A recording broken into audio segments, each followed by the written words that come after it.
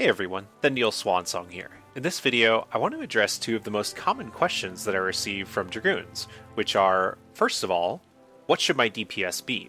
And second of all, how can I improve my DPS?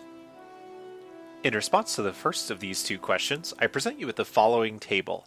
This outlines what I would consider to be respectable DPS and outstanding DPS for the current raid tier, Alexander Savage, and for striking dummies at different item levels. The values that you see here are based on a combination of my own subjective experience and FFLogs.com, which is a really useful leaderboard resource if you haven't checked that out.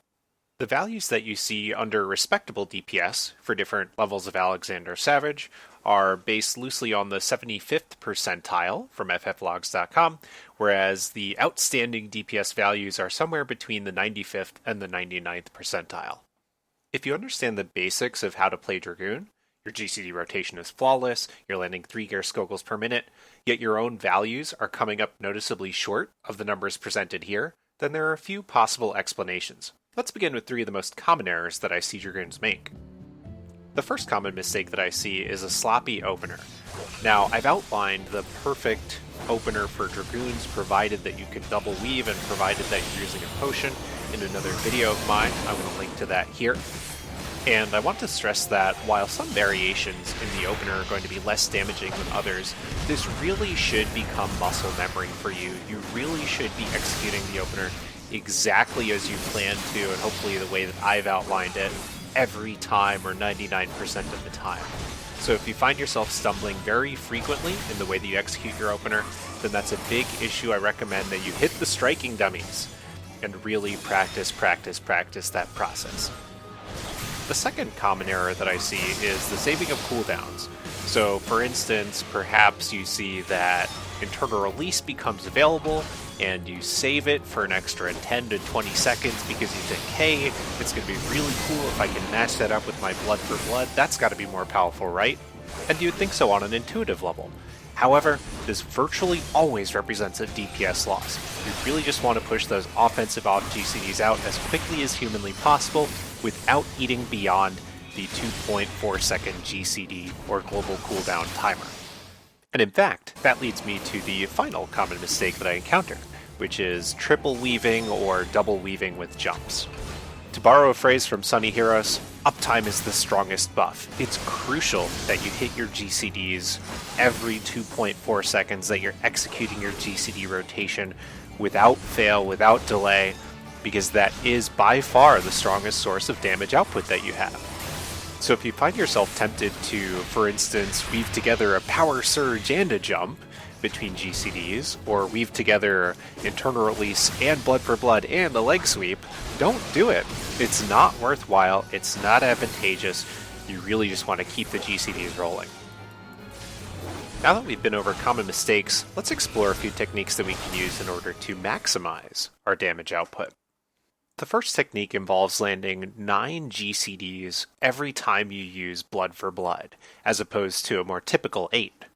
This can be accomplished by delaying your activation of blood for blood until you're about 2/3 of the way between a pair of GCD skills.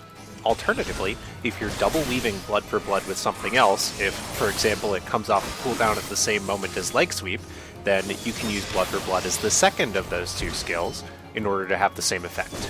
If we execute this correctly, what will happen is blood for blood will apply to one final extra GCD at the tail end of its 20-second duration. We really should be executing this every single time that blood for blood becomes available. If we do so, I estimate that it provides about a 1% to 2% increase to long-term DPS. I should also note that we can apply the same technique to every usage of internal release and battle litany, although doing so represents a less substantial DPS gain than applying it to blood for blood. Moving on, the second technique that I wanted to cover involves landing 2 Gerskogels every time that you use blood for blood. It turns out that even with an optimum Gerskogel output of 3 Gerskogels per minute, we actually have a lot of flexibility in terms of when those Gerskogels are used. Because of this, there are some cases in which you'll want to delay a Gerskogel in order to align it with an upcoming blood for blood. Ultimately, I think that if you're very comfortable with Blood of the Dragon and Gerskogel balancing already, then you can probably figure out how to land 2 Gerskogels per blood for blood on your own fairly intuitively. That said, let's outline a rule for achieving this.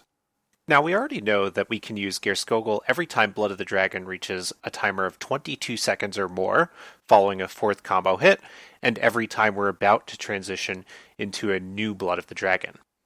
But to get 2 Gerskogels per blood for blood, what we actually want to do is, every time that timer reaches or exceeds 22 seconds, we eyeball the timer for blood and see when it's coming off of cooldown. If blood for blood is about to become available, then you should delay Gerskogel until its activation.